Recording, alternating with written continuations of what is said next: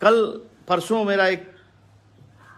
मेरा प्रतिनिधि था और तमाम लोगों का मैं फेसबुक कल परसों देख रहा था। मैं तो देखता नहीं हूँ, ना फेसबुक चलाने आता है ना मैं देखता हूँ। लाइव आता हूँ इसलिए मुझे सिखा दिया गया कि ऐसे बटन दबाइएगा तो लाइव आइएगा। तो हमारे बिहार के शहाबुद्दीन की कोरोना से मौत हो गई, जिनको मेरे दोस्त भी थे और श्रद्धा सुमन अर्पित करता हूँ। दोस्तों, किसी के मरने पर आपको गलत बयानबाजी नहीं लिखना चाहिए, न करना चाहिए। आप वो 90 का दशक नहीं देखे हैं। शहाबुद्दीन मर गए, बैकग्राउंड उनका क्या था मैं भी जानता हूँ, लेकिन 90 के दशक को आप 90 के दशक में शहाबुद्दीन का उदय हुआ। जीरादेई से 2 बार विधायक रहे, 4 बार सांसद रहे। वो शहाबुद्दीन 90 के दशक में जब माओवादियों का सिवान में बोलबाला था, ब्राह्मण हो, भूमिहार हो, राजपूत हो या अन्य कोई छोटी बड़ी जातियां हो, किसी को जीने का अधिकार नहीं, वो लोग मार दिया करते थे, जमीनों को जोत दिया करते थे, लूटते थे। उसमें शहाबुद्दीन का जन्म हुआ। 90 के दशक को आप लोग नहीं देखा है, क्योंकि आप लोग तो 20 वर्ष के 25 वर्ष के हो और शहाबुद्दीन को खैर क्या बोलते हो, आपके मन को तो कोई रोक नहीं सकता। लेकिन 90 को दशक को आप देखते तो शहाबुद्दीन को आप लोग इस तरह बुरा भला नहीं कहते। ठीक है, तेजाब कांड हुआ, कौन किया नहीं किया, शहाबुद्दीन उस समय जेल में थे, लेकिन उसमें फंसे से कोर्ट ने उनको सजा दिया, उस सजा को भुगत रहे थे। लेकिन किसी के मौत पर इस तरह से भद्दी भद्दी गालियां कमेंट करना, ये हमारे सनातन धर्म में नहीं कहीं लिखा है।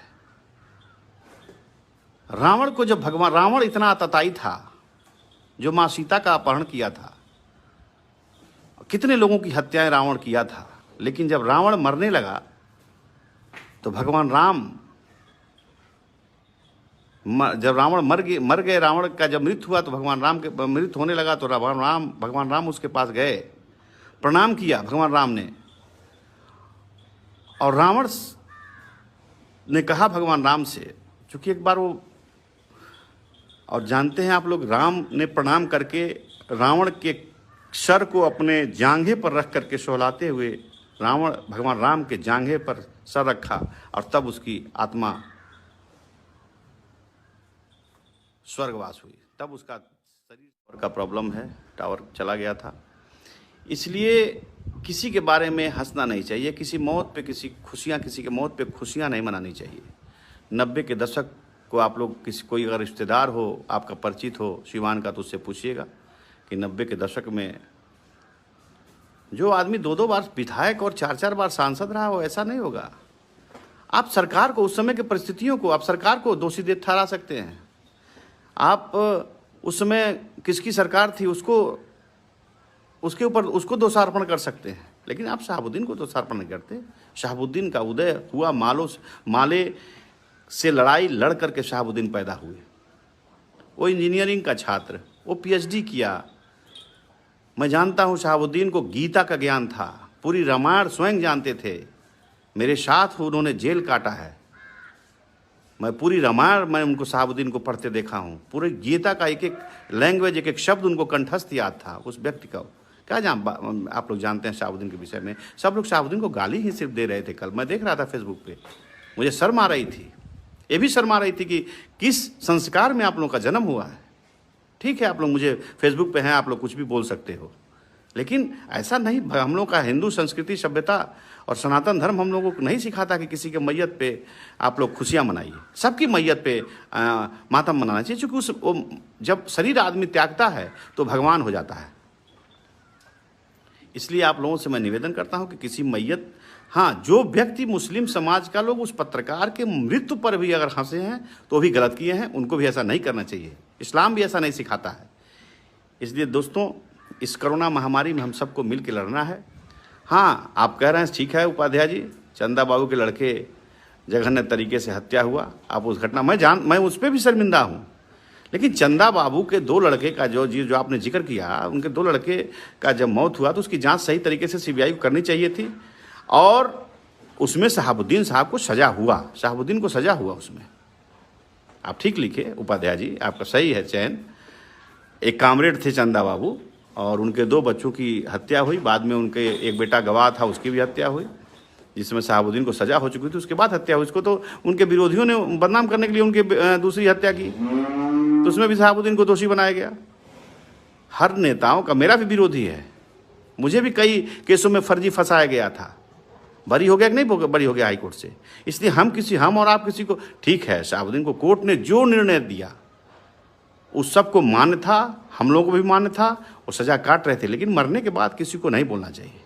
उपाध्याय जी आप किसी को ऐसा नहीं बोलिए, सनातन कभी नहीं सिखाता कि किसी के बारे में खिलाफ बोलना, ठीक है। खैर छोड़िए, जो भगवान को प्यारा हो गया उसके बारे में क्या बोलना।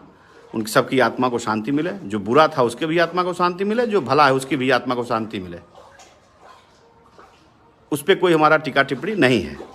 कोविड जैसी महामारी से लड़ना है हमको और आपको, अगल बगल सबको, जो भी जितना बन सके किसी को हट के काम करना होगा।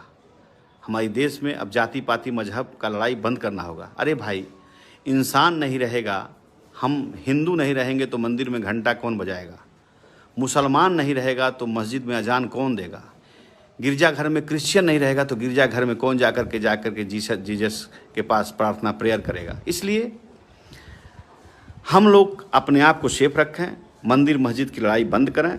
आप जो हमारे पत्रकार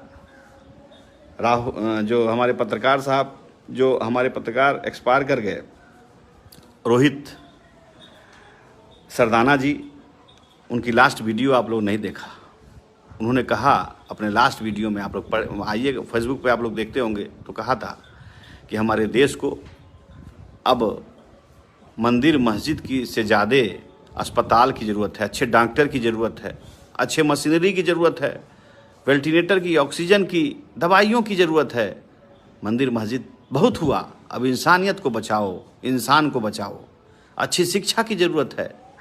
अगर एक मंदिर का निर्माण हम करते हैं, एक मंदिर की नींव डालते हैं, एक मस्जिद की नींव डालते हैं, तो उसके एवज में हमको 10 अस्पताल बनाना होगा। सब लोग सोच लें कि अस्पताल नहीं रहेगा, सुविधा नहीं रहेगी, तो अब महामारी आती रहेगी हमेशा और हम लोग ऐसे मरते रहेंगे, हम लोग ऐसे माता पिता भाई बंधु परिवार को खोते रहेंगे। इसलिए मैं सबसे आग्रह करता हूँ, अनुरोध करता हूँ कि अब जाति पाति की लड़ाई छोड़ दो मेरे भाइयों। अब आओ, मिलो, गले लड़ो लगो और एक दूसरे का दुख सुख बांटो और अच्छा हिंदुस्तान बनाओ, अच्छा भारत बनाओ, जिसका सपना हम सब लोगों ने देख रखा है। अच्छे भारत का निर्माण हो, इस महामारी को जल्दी से जल्दी भगवान ख़त्म करें। मैं गौ माता के इस गौशाला में बैठा हूँ, इनसे भी मैं विनती कर रहा हूँ कि जल्दी से जल्दी इस बीमारी को हमारे भारत से मुक्ति दें। लोग आपस में ये फेसबुक पर विवाद ना करें, और जो किसी के बारे में आप गलत टिप्पणी करते हैं, ठीक है, नेचर जान सकते हैं, शहाबुद्दीन का नेचर आप लोग कोई नहीं जानता है, उनके बारे में सब बातें, उनसे भी गलतियां हुई हैं, लेकिन उनकी अच्छाइयों पर जाइए। रावण में भी बहुत गलतियां थी, लेकिन क्यों कहता है कि रावण इतना विद्वान आज तक कोई धरती पर पैदा नहीं हुआ? क्यों? क्योंकि रावण में कुछ गुण भी था। उसी तरह शहाबुद्दीन में भी कुछ गुण था, कुछ अवगुण था।